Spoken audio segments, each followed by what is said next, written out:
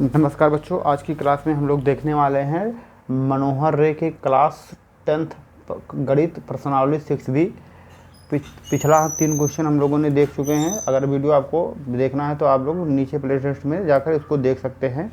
अब देखते हैं क्वेश्चन नंबर 4 क्या कह रहा है। क्वेश्चन नंबर 4 कह रहा है कि आकृति में जो यलियम रेखा है, यलियम आपका CB के समांतर है। किसके समांतर है? CB के। और यलियन रेखा है, यल और यन रेखा किसके समांतर है? CD के। किसके? CD के समांतर है। तो सिद्ध करना है कि AM बटा AB और क्या है AN बटा AD के क्या है सिद्ध करना है। तो हम लोग पहले देखते हैं क्या है त्रिभुज, क्योंकि यहाँ पर हम लोग देख रहे हैं 2 त्रिभुज बना है ABC और ADC। तो हम लोग देखेंगे क्या है त्रिभुज ABC में, किसमें? ABC में क्या दिया गया है? आपका दिया गया है कि यलियम समांतर किसके है? CB के। तो अगर यलियम रेखा CB के समांतर, तो हमको थेल्स प्रमेय के अनुसार पता है कि अगर किसी त्रिभुज की तीनों भुजाओं में किसी एक भुजा के समांतर कोई रेखा खींची जाती है तो ये बाकी दोनों भुजाओं को क्या करता है? समान अनुपात में विभाजित करता है। तो हम इसको क्या लिख सकते हैं? लिख सकते हैं कि है अतः क्या लिख सकते हैं? हम लोग लिख सकते हैं AM क्या है? A और M ये भुजा और बटा टोटल का पूरा यानी हाफ का बटा पूरा, यानी कि लिख सकते हो AB। क्या लिख सकते हो? AB और बराबर क्या लिख सकते हो? AL बटा AC। क्या लिख सकते हो? AL बटा AC। इसको हो गया समीकरण 1 हो गया। ठीक है। तथा अब बेटा क्या है आपका? ये दिया गया है। क्या है? दिया है। इसको जाने रखे लिख लीजिएगा। ठीक है। पुनः त्रिभुज किसमें? ACD में क्या करेंगे? क्योंकि दिया क्या गया है कि यल और यन, यहाँ देखिए यलियन समांतर किसके है? CD के। किसके है? CD के।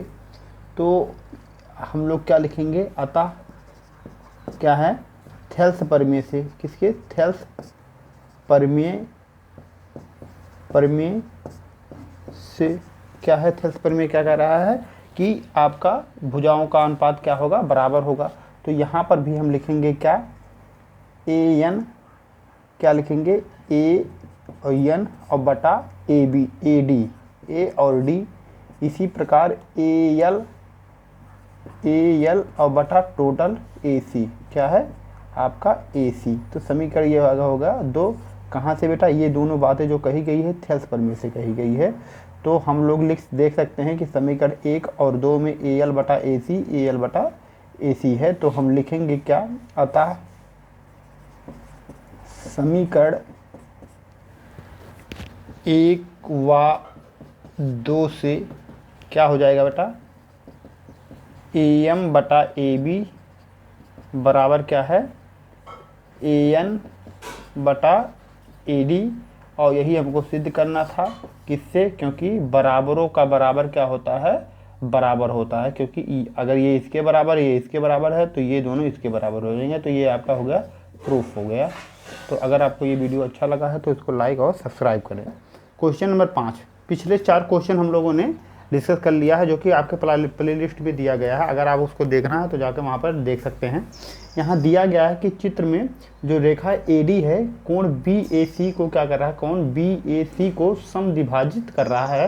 तो यक्स का मान पूछ रहा है। तो हम लोग देखते हैं कि इसको ऐसे क्या करेंगे। दिया है क्या दिया है कि जो AD है कोण BAC का क्या है? समविभाजक है। क्या कहता है? समद्विभाजित करता है। क्या कहता है? समद्विभाजित करता है। तो अगर ये इस दोनों को समद्विभाजित करता है तो हमको पता है कि अगर कोई कोण किसी त्रिभुज को क्या करता है? समद्विभाजित करता है तो वो दोनों क्या कहलाते हैं? समरूप त्रिभुज कहलाते हैं। क्या कहलाते हैं? समरूप त्रिभुज कहलाते हैं। अतः हम क्या लिख सकते हैं कि त्रिभुज AB और D ABD व त्रिभुज क्या है? ACD ये दोनों क्या हैं? एक दूसरे के समरूप हैं। क्या हैं? समरूप हैं। तो अगर समरूप हैं तो हम लोग कह सकते हैं कि इनके भुजाओं का अनुपात क्या होगा, बराबर होगा। तो हम लिखेंगे अतः क्या है, इनके भुजाओं का अनुपात क्या होता है, बराबर होता है। लिख सकते हैं कि ए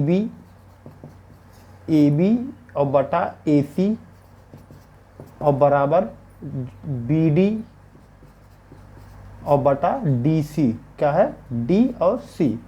चूँकि हमको ए बी का मान कितना दिया गया है, 2 सेंटीमीटर दिया है, तो इसको लिखेंगे 2 और बटा आपको ए सी का मान दिया है 3.8 दिया गया है।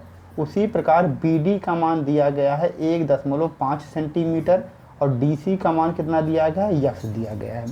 तो यहाँ से हम इसको सॉल्व करेंगे। क्या करते हैं, अगर हम इसको क्या करते हैं, 2 से डिवाइड करते हैं तो ये हो जाएगा 2 एकन्ने में 2 और ये हो जाएगा 2 एकन्ने में 2 और 0.9 दूनी यहाँ पर 18 हो जाएगा कि 1.9 हो जाएगा। इसको हम क्या लिख सकते हैं, 1/1.9 बराबर 1.5 बटा यक्स।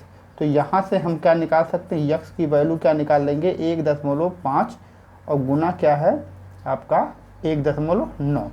तो अगर हम इसका गुणा करते हैं तो हम लोग क्या पाएंगे, अगर दशमलव बराबर है तो हम लोग डायरेक्ट इसको गुणा कर सकते हैं। अतः जो यक्स बराबर कितना आ गया, 2.85।